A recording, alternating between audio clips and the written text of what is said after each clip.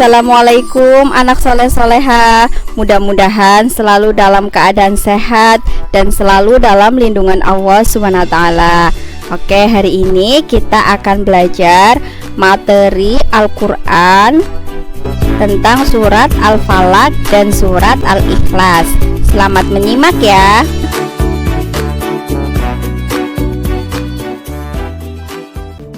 Surat Al-Falaq.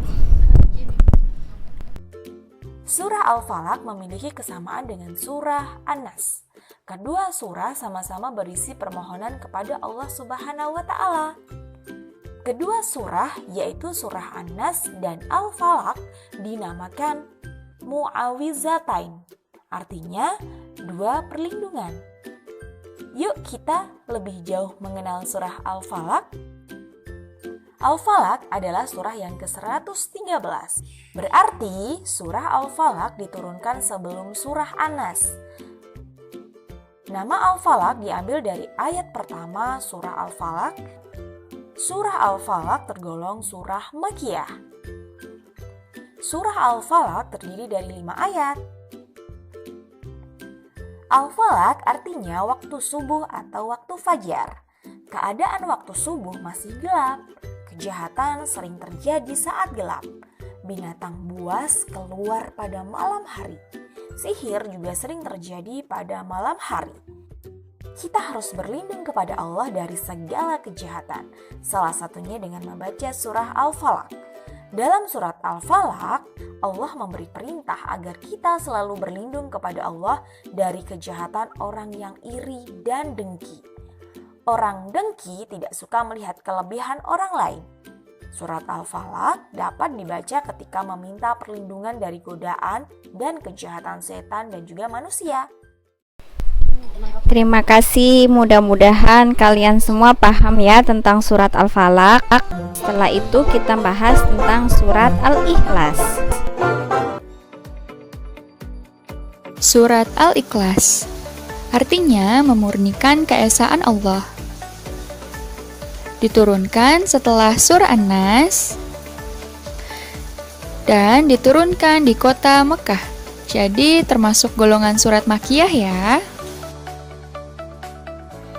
Surat Al-Ikhlas itu menerangkan tentang penegasan keesaan Allah. Ya, jadi Allah itu esa. Esa itu satu. Jadi Tuhan di dunia ini cuma satu, yaitu Allah, nggak ada lagi yang lain. Dan menolak segala macam bentuk kemusyrikan. Nah, apa itu kemusyrikan? Kemusyrikan itu adalah menduakan Allah atau menyembah selain Allah. Contohnya, ada yang menyembah patung, nah itu disebut dengan kemusyrikan. Meminta bantuan dukun, itu juga nggak boleh ya, termasuk kemusyrikan. Dan percaya dengan azimat, nah azimat itu jimat. Contoh jimat itu misalnya kamu dikasih batu sama dukun ya. Kata dukun itu, ini batu kalau kamu bawa kemanapun kamu akan dilindungi dari mara bahaya gitu. Nah itu nggak boleh percaya sama jimat sama dukun, karena yang bisa melindungi kamu itu cuma satu, yaitu Allah. Lalu orang yang berbuat kemusyrikan disebut dengan musyrik. Dosa orang yang musyrik tidak akan diampuni Allah dan tempat bagi mereka adalah neraka.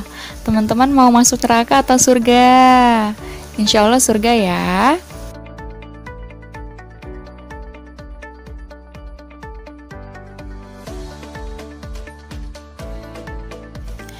Isi kandungan surat Al-Ikhlas.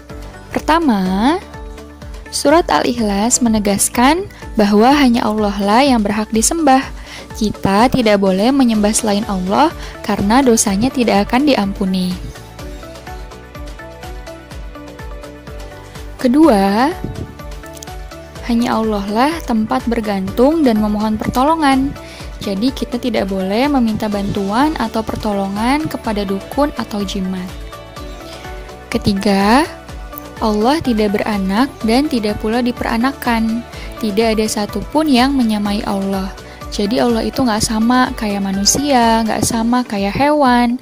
Kalau manusia dan hewan itu bisa beranak, bisa diperanakan, tapi tidak dengan Allah, ya, karena Allah itu tidak ada yang menyamai.